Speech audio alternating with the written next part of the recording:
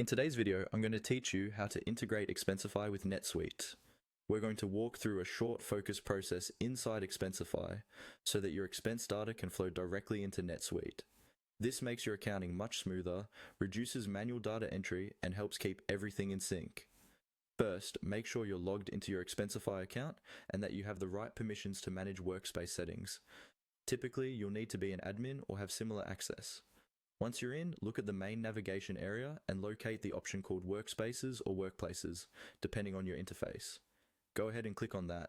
This will bring you to a list of your available workspaces. A workspace is basically where your company's expense policies and settings live. Choose the workspace where you want to enable the NetSuite integration.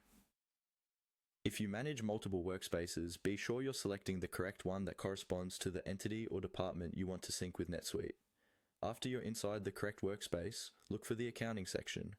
This is usually found in the menu within that workspace, often alongside options like People, Cards, or Policies. Click on Accounting to open up all the finance and integration related settings for that workspace. In the accounting area, you'll see a list of possible accounting connections and integrations.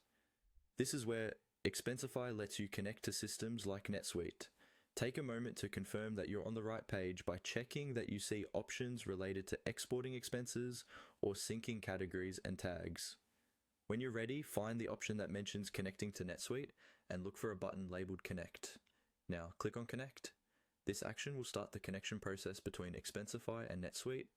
Depending on your configuration, Expensify may prompt you to sign in to NetSuite, authorize the connection, or confirm certain permissions. Follow any on-screen instructions carefully and make sure you're using an account that has appropriate access in NetSuite to enable integrations. Once you have clicked Connect and completed any prompts that appear, your Expensify workspace will be linked to NetSuite.